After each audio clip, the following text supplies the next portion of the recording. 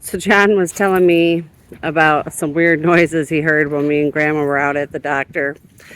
And then I'm outside with the doggos, and I look over at the creepy chair room there.